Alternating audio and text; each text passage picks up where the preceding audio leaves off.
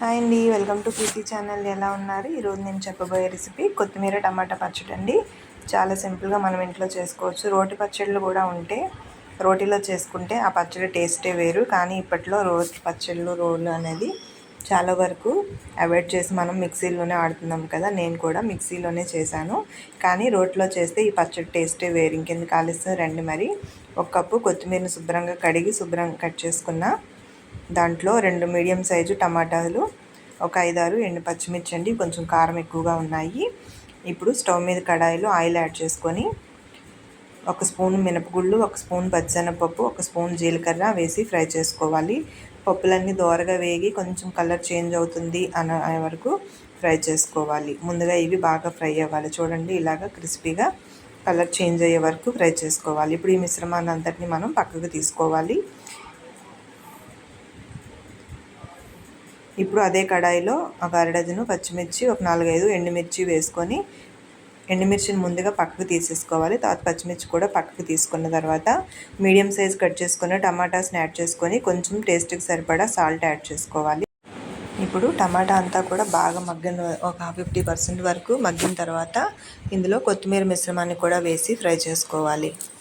సపరేట్గా కూడా ఫ్రై చేసుకోవచ్చండి. అయితే నేను 50% టమాటా మగ్గాక కొత్తిమీర మిశ్రమాన్ని కూడా యాడ్ చేసుకొని కొంచెం చింతపండుని కూడా యాడ్ చేసుకోవాలండి. 2 ఇంగుళాల చింతపండు.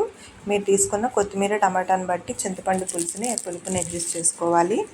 ఇప్పుడు ఈ మిశ్రమం అంతా కూడా బాగా మగ్గే వరకు ఫ్రై చేసుకోవాలి. ఇప్పుడు మిక్సీ జార్లో మనం తీసుకున్న దినుసులన్నీ ముందుగా గ్రైండ్ చేసుకోవాలి. పచ్చిమిర్చి, ఎండుమిర్చి వేసి నెక్స్ట్ ఈ టమాటా, కొత్తిమీర చల్లారిన తర్వాత వీటిని కూడా వేసుకొని పేస్ట్గా చేసుకోవాలి. అయితే స్మూత్గా కాకుండా కొంచెం కచ్చాపచ్చ బరకగా ఆడుకుంటే పచ్చడి టేస్ట్ అనేది బాగుంటుంది. దీంట్లో ఇంకొంచెం సాల్ట్ యాడ్ చేసుకుందాం. ఆల్రెడీ టమాటా మగ్గినప్పుడు సాల్ట్ యాడ్ చేసాం కాబట్టి. ఇప్పుడు ఈ మిశ్రమంలో మిక్సీ పట్టుకున్న తర్వాత తాలింపు యాడ్ చేసుకుందాము. కొంచెం ఆయిల్ యాడ్ చేసుకొని తాలింపు దినుసులు, ఎండుమిర్చి, కరివేపాకు యాడ్ చేసుకోవాలి. తాలింపు మిశ్రమం అంతా కూడా కొంచెం పచ్చివాసన అంతా పోయి ఫ్రై అయిన తర్వాత ముందుగా మిక్సీ పట్టుకున్న పచ్చడి మిశ్రమాన్ని యాడ్ చేసుకొని బాగా ఫ్రై చేసుకోవాలి. చూడండి, ఆయిల్ అంతా పచ్చడి అబ్జర్వ్ చేసుకునే వరకు 2 నిమిషాల పాటు జస్ట్ అట్లా కదిపితే పచ్చడి బాగా మంచి ఫ్లేవరు, టేస్ట్ వస్తుందండి. చూశారు కదా, వేడివేడిగా కొత్తిమీర టమాటా పచ్చడి అయితే రెడీ అయిపోయింది.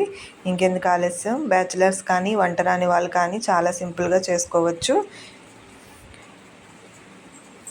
ఈ రెసిపీ మీకు ఎలా అనిపించిందో నాకు కామెంట్ చేయండి.